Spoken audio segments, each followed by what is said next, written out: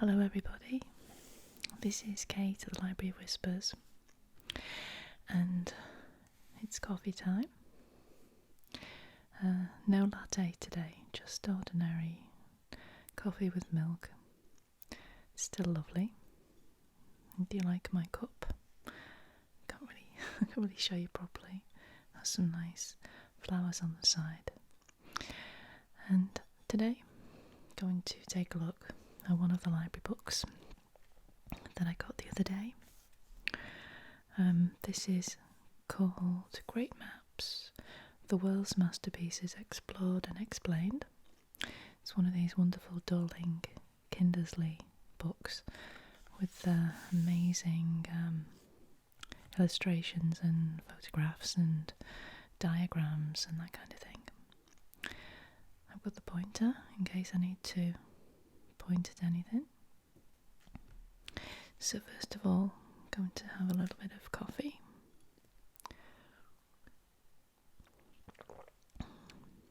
It's actually quite a creamy taste, this coffee. It's a decaf, just very run-of-the-mill kind of coffee. I think it might be Costa actually. Could be Costa. But it's very nice anyway. So, let's open up the book and see what we shall see.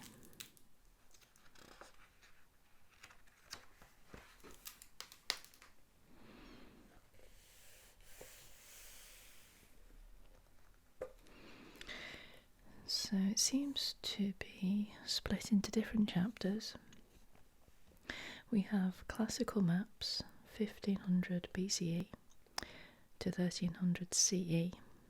That's of course before the Common Era and Common Era. Discovery and Travel, 1300 to 1570. New Directions and Beliefs, 1570 to 1750. Thematic Maps, 1750 to 1900. And Modern Mapping, 1900 to present.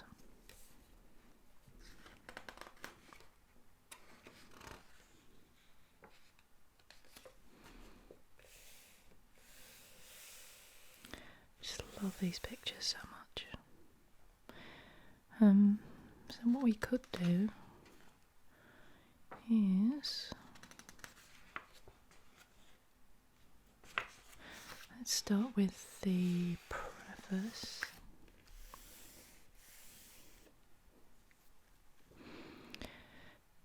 Today, maps are regarded primarily as locational or navigational tools, made of paper or more likely accessed digitally. They provide information about our surroundings or guide us from one place to another with maximum speed and efficiency. However, throughout history, maps have served a variety of purposes. In fact, ever since mankind first learned how to make graphic marks on rock up to 40,000 years ago, people have created maps as a way of conceptualizing themselves in relation to their environment. Thus, maps are as much about existence as they are about orientation. Processing our surroundings spatially is a basic human activity that psychologists call cognitive mapping. While other animals demarcate their territories, we are the only species capable of mapping ours. Making sense of the world. So, what is a map? The word map was first used in English in the 16th century, and despite more than 300 subsequent competing interpretations of the term, most scholars now broadly agree that a map can be defined as a graphic representation that presents a spatial understanding of things, concepts, or events in the human world. Although this definition might seem vague, it frees maps from the constraints of being considered merely scientific tools and allows an extraordinary array of renditions to coexist under the title of maps: celestial, astrological, topographical, theological, spiritual, statistical, political, navigational, imaginative, and artistic. Such a broad definition also embraces the sheer variety of different cultural traditions, including what, how, and why different communities have made and do make maps, from the Greek pinax and the Latin mappa to the Chinese tu and the Arabic surah. Many of these different traditions are described in the following pages, which start with a map carved in stone more than 3,500 years ago, and then explore examples made using clay, mosaic, papyrus, animal skin, paper, and electronic media. Great Maps features a diverse selection of maps made during key moments in world history, and explains how they provide important answers to the most urgent questions of their eras. This book presents map-making as a truly global phenomenon. It is an activity common to every race, culture, and creed, although each one has a very distinctive way of mapping its particular world. The book also reveals that despite the claims of many map-makers throughout history, there is no such thing as a perfect map. Maps are always subjective, and there are invariably many different ways of mapping the same area. Great Maps is broken down into 5 chronological chapters, but this does not mean that the history of maps is one that becomes gradually more scientifically accurate and the correct as we approach the modern age. Instead, each section explains how maps answer the specific needs of their intended audience, so that a 13th century religious map that puts Jerusalem at its centre is as true to its original audience as the digital maps many of us regularly consult on our mobile phones today.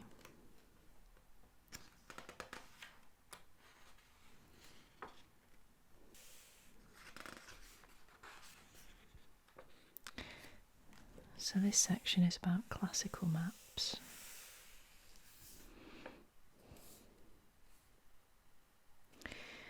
And let's look at some of the pictures. So this map here, so this is the Hereford Mappa Mundi. The original function of this map is unknown, but the inscriptions relate to medieval geography, theology, cosmology, and zoology. And here we have Ptolemies World Map. Ptolemy plotted the ecumene known world, which for him stretched from the Canary Islands in the west to Korea in the east, with a huge Mediterranean Sea and Indian Ocean in the middle. And this one is the Book of Curiosities. This map combines practical navigation uses with an Islamic worldview. South is at the top, and both the Arabian Peninsula and Mecca are prominently featured. So, let's read this introduction about classical maps. In the classical world, which comprised the pre-Christian Babylonian, Persian, Greek, and Roman empires, maps fulfilled a variety of functions, celebrating imperial worldviews, explaining creation, describing the heavens, or visualizing religious beliefs. Their use in travel, itineraries, and navigation developed much later and was often secondary, because their scale and detail were initially limited. One of the difficulties scholars face when assessing maps from the classical era is that there are very few still in existence. Surviving written accounts reveal that world and regional maps were being drawn as early as the 7th century BCE. Books known as Periodos, Guess, Circuit of the Earth, including maps showing the world as a flat disk surrounded by water, encompassing Europe, Asia, and Africa. By the Platonic era, 427 to 347 BCE, the Greeks knew that the earth was spherical, and Aristotle, 384 to 322 BCE, argued that it could also be divided into different climata, climes. By the 3rd century BCE, Alexandria in Egypt had become a renowned centre for geographical study, thanks to its fabled library. Eratosthenes, circa 275 to circa 194 BCE, the chief librarian, wrote one of the first of several books to be entitled Geography, in which he described and mapped the entire known world. Eratosthenes used mathematics and geometry to draw his maps of the earth. He also calculated the planet's circumference for the first time, and amazingly was within 2,000 to 4,000 kilometres, or 1,250 to 2,500 miles, of its correct measurement. Later, Eratosthenes' scientific methods were adopted by Claudius Ptolemy, whose own book, Geography, 150 CE, listed the coordinates of 8,000 places in the Greco-Roman world and explained how to use geometry and mathematics to insert them into a grid of latitude and longitude known as a graticule.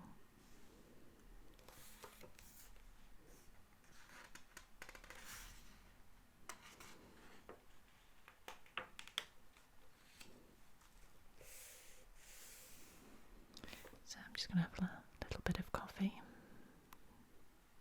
again.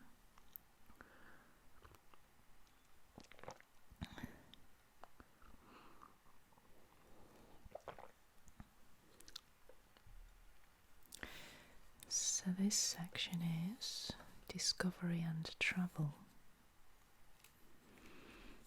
Let me see, what do we have? So here we have Juan de la Cosa's world chart.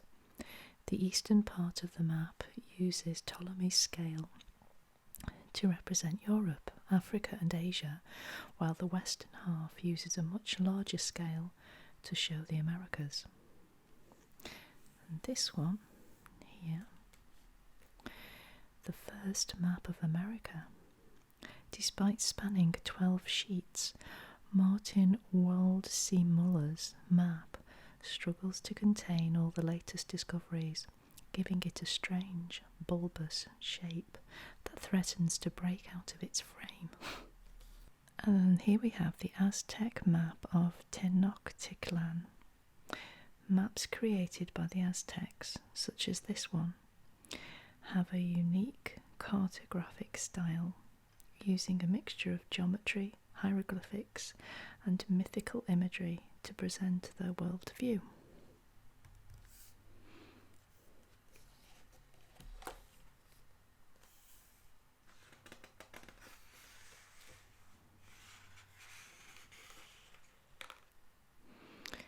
New directions and beliefs.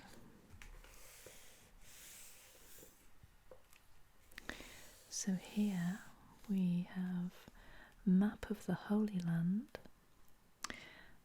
Bar Jacob's 17th century map celebrated the Jewish Holy Land. It was reproduced in a prayer book and had little interest in enabling travellers to actually find their way across the region. And here, I'm quite familiar with this one. This is the London Poverty Map.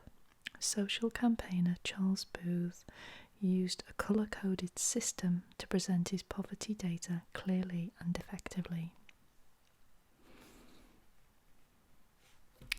So let's read about thematic maps. The 19th century was the great age of thematic mapping, particularly in the Western world. This was the era in which new ways of capturing and representing statistical information could be combined with the map's graphic design to create a powerful visual statement. The widespread introduction of national censuses at the beginning of the century provided map makers with a torrent of data on a variety of subjects, from poverty, wealth and disease to race, religion and slavery.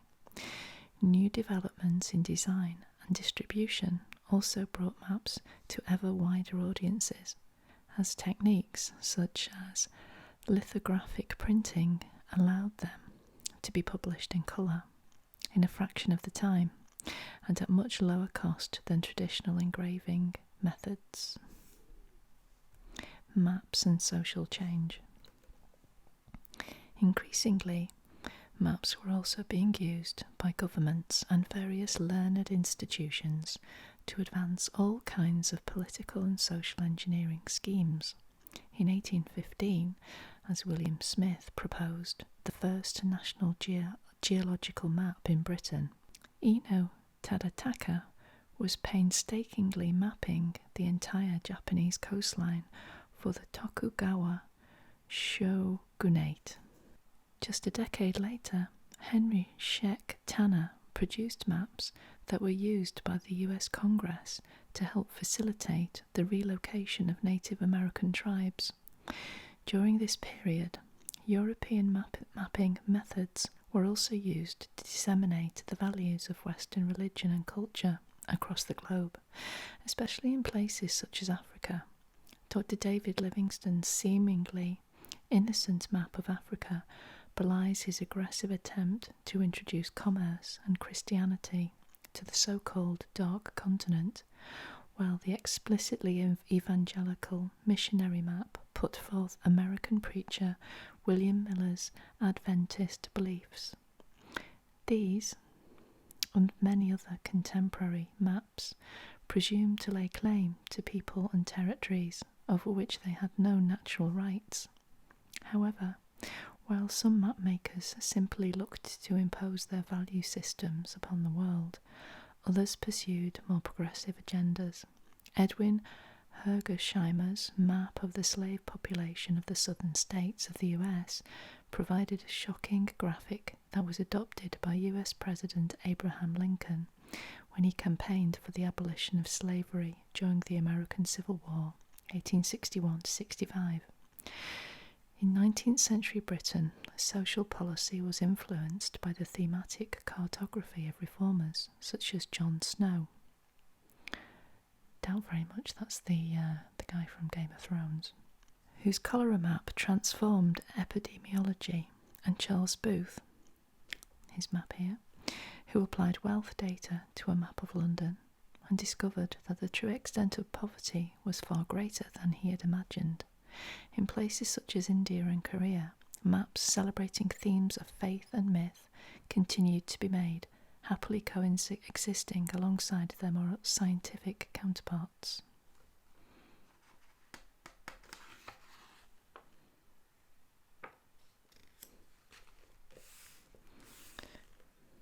Forgetting about my coffee. So this section is modern mapping.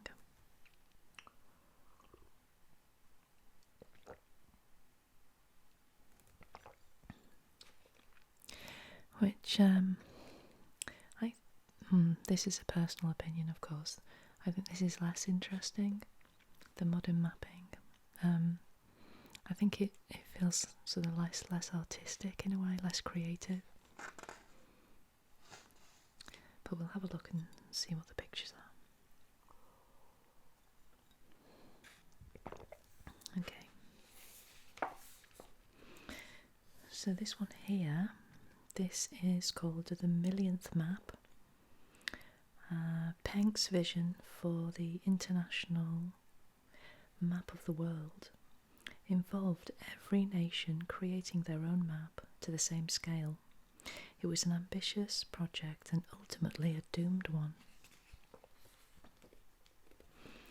Here, this is the world ocean floor The first map of the entire ocean floor was only created in 1977 thanks to US geologists Marie Tharp and Bruce Heesen, the Austrian landscape painter Heinrich Beran. This looks remarkably like the moon. Lunar landings map. Humans had been trying to map the moon since the 17th century, but finally succeeded in 1969, although mankind finally reached the moon in that year. The map was created using images from observatories. And this one is the Google Earth. Users can zoom in on their country, town, and even their street on these high-resolution digital geospatial maps, which can be accessed via computers, tablets, and mobile phones.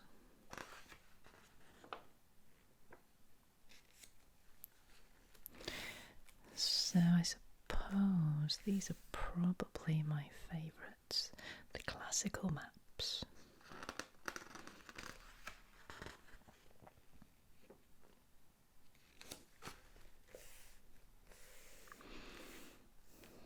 So this one is called the Lena Petroglyph.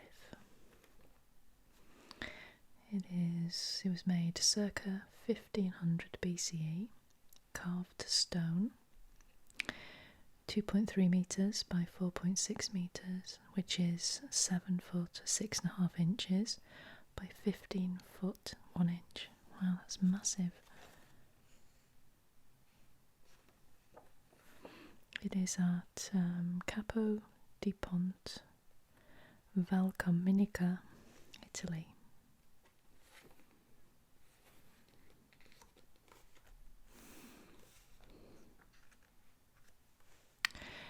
The urge to map the physical environment is a foundational human activity and is probably related to mankind's acquisition of language.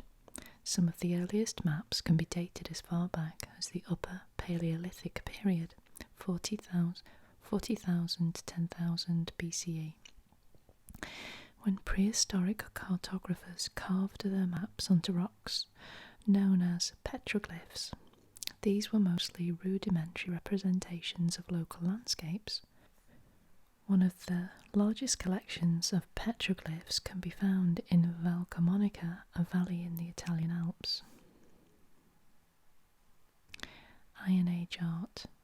Of more than 200,000 incisions in Valcamonica, those discovered in the early 20th century at Betta in the Capo di Ponte region are some of the most interesting. At first, the Betta petroglyph appeared to show simply the territory in the valley below, including the Oglio River. However, it is now believed that the network of geometric squares containing dots, interconnecting lines, and scenes of livestock and settlements are a more complex mix of sacred and topographical signs carved by members of an early Iron Age agricultural community called the Communi. They depict the beginning of the settlement and the hierarchical division of the region in the first millennium BCE. The map is, in fact, a cosmology, a partly imagined and highly abstract idealization of a settled landscape, as the Communi or Communi envisaged it.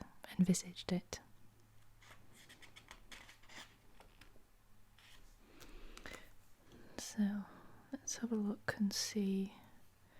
This is a visual tour of this map. I've got my magnifying glass, which is sometimes useful. First of all, let's have some coffee again.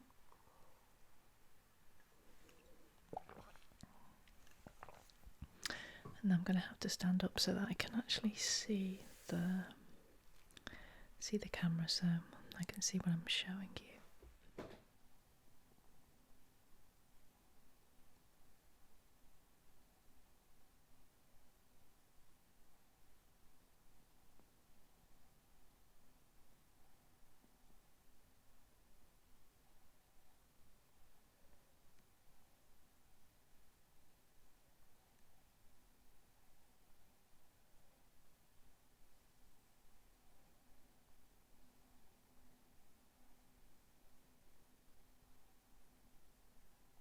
So, number 1 is fields and figures.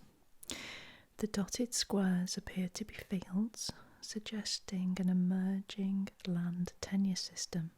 Archaeologists speculate that each dot was pecked in as a votive offering to the dead or the gods to ensure successful harvests.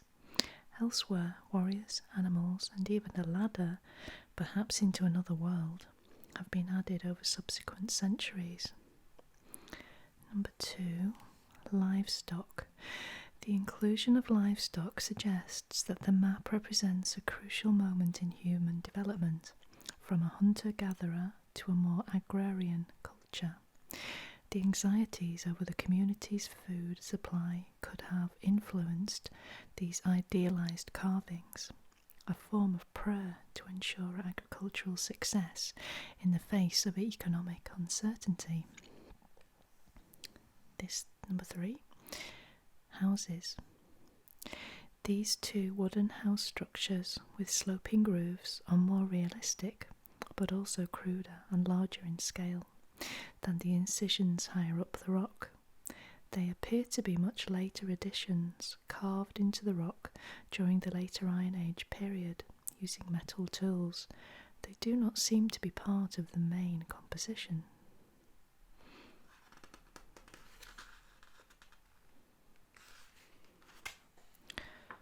Ooh, look at that one. How cool is that? This is a Babylonian World Map. And it was made circa 750 to circa 500 BCE, made of clay, 12 centimetres by 8 centimetres, 4 3/4 inches by 3 1/4 inches, so tiny compared to the last one. This is in the British Museum in London.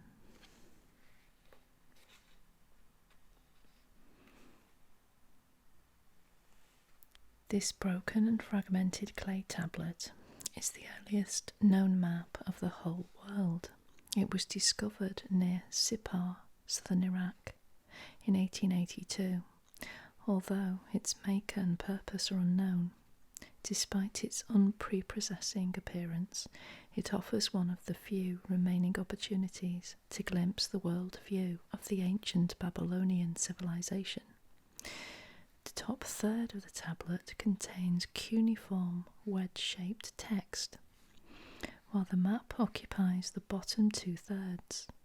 The world is depicted as a flat disc, surrounded by an encircling Maratu, salt sea, in accordance with both the Babylonians and the ancient Greeks' beliefs. In Mesopotamian myth, the Sumerian king Etana was carried to heaven on an eagle and looked down on the earth. This tablet imagines the world from above in a similar way, and did as much an encapsulation of Babylonian mythology as it is a visualization of world geography. The map is composed around a central compass hole placed in the middle of the Babylonian Empire. And everything emanates from this sacred core. However, Babylonian power diminishes away from the centre, and although many of the triangular zones around the map's edge have been lost, those that have survived are described in the Cuneiform text as barbaric places beyond the limits of Babylonian civilization. So let's have a look at the visual tour. Let's use the magnifying glass again.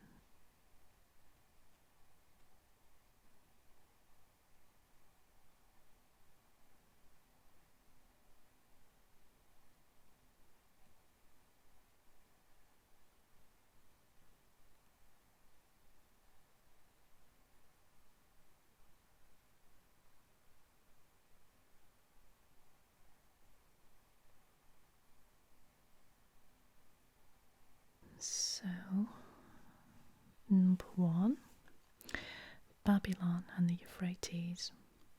The vertical rectangle running down the middle of the map represents the Euphrates River, which empties into oblong swamps, beneath which is the ancient city of Susa. The upper horizontal rectangle shows Babylon, with surrounding cities and mountain ranges represented by circles, oblongs and curves. Number 2, Cuneiform Text. Cuneiform is one of the earliest recorded systems of writing on the top and back of the tablet. It describes Babylonian cosmology, including how the earth was created on top of the restless sea. The clay tablet is a physical manifestation of Babylonian accomplishments. And this one, triangles. Labelled Nagu, regions or provinces, these triangular zones represent the limits of the Babylonian world, describing dangerous places where the sun is not seen and terrifying beasts such as chameleons and lions. These are terra incognita, or unknown lands, common to many maps and exerting an enduring repulsion and fascination.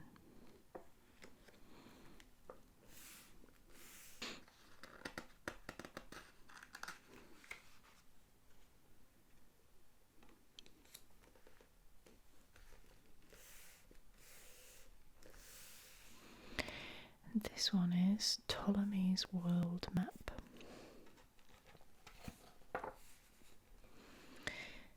Was made circa 150 CE on vellum, 57 centimetres by 83 centimetres, which is 1 foot 10.5 inches by 2 feet 8 3/4 inches, and is in the Vatican Library, Rome, Italy. Claudius Ptolemy was the first classical scholar to apply geometry and mathematics to the study of the earth. He produced a textbook called Geography, circa 150 CE, that laid down the scientific method for projecting the globe onto a flat piece of paper, or in Ptolemy's case, papyrus. This textbook defined the study of geography, explained how to draw regional and world maps using basic geometrical and mathematical principles to create 2 main projections, and listed 8,000 places within the classical world. Ptolemy's projection remained the template for geographers and map makers throughout the next millennia. So I will use the magnifying glass again.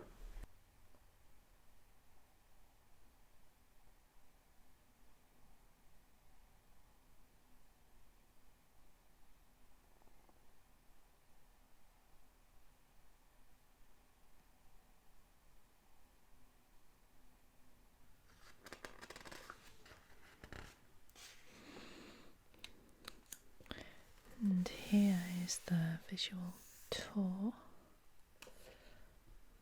So we start with number 1, which is this piece of the map here. Mediterranean. For the Greeks, the Ecumene inhabited world was centred on the Mediterranean. It is shown here with some accuracy based on millennia of Greek and Roman knowledge. The North African coast is well mapped, including Ptolemy's home, Alexandria, as well as Byzantium, the Black Sea, and to a lesser extent the Caspian Sea. Ptolemy overestimated the length of the Mediterranean at 61 degrees. Its correct longitudinal length is 41 degrees, but this error was not corrected by Western mapmakers for more than 1,000 years. Wow. And here we have the good old British Isles. Can just about make it out there. The northernmost point in Ptolemy's calculations is Thule, 63 degrees north, on the furthest edge of the British Isles. His regional description of the islands shows a reasonable knowledge of coasts, estuaries and rivers, probably gleaned from Roman sources. These include Portsmouth and the rivers Trent, Humber and Thames. In Scotland, he shows the River Clyde, while in Ireland he includes the River Boyne. Despite Scotland being misaligned east to west, a common feature of late classical maps, it shows the outline of England quite well, and it is correctly aligned with Ireland. That is true. Number 3. The limits of Ptolemy's world. In the far east, at the furthest most point on Ptolemy's map, is the enigmatic port of Cattigara, situated 177 degrees east of the Canary Islands, variously believed to be an important port in China, Korea, or even the west coast of the Americas. It is shown as part of a landmass running all the way to sub-Saharan Africa. To the west is the promontory known as the Golden Chersonesus, believed to be the Malay Peninsula. Both places fascinated later explorers, including Columbus and da Gama. Number 4 is Taprobana. To the east, Ptolemy's geography becomes increasingly speculative. He includes the large island of Taprobana, which is bigger than Britain and located somewhere near modern-day Sri Lanka. It is said to be 20 days sailing from India, whose coast is shown as almost entirely flat. The island is traversed by the equator, and it could have been confused with various islands from East Africa to Indonesia. Here, number 5, zodiacal signs. Ptolemy was not only a geographer but also an astrologer and author of the Tetrabiblos, one of the most influential classical studies of how celestial events were believed to influence human affairs. Here, his astrological observations are mapped onto the earth, producing figures such as the archer, Sagittarius, who in Greek myth was placed in the heavens to guide Jason and the Argonauts through Colchis in modern Georgia, but here is depicted in the Far East. Number 6. Terra Incognita. Ptolemy believed the inhabited world ended south of the equator, along a parallel running through southern Egypt and Libya. His North Africa is connected by a series of lakes and rivers stretching westwards from the Fayum oasis in Egypt, but everything 16 degrees south of the equator is simply unknown, or terra incognita.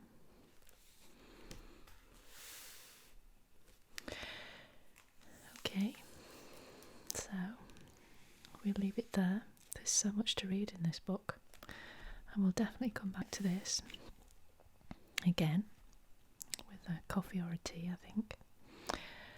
Thank you so much for joining me, and I hope you enjoyed that little look at this fab book. This is Kate at the Library Whispers saying bye-bye. Bye-bye for now.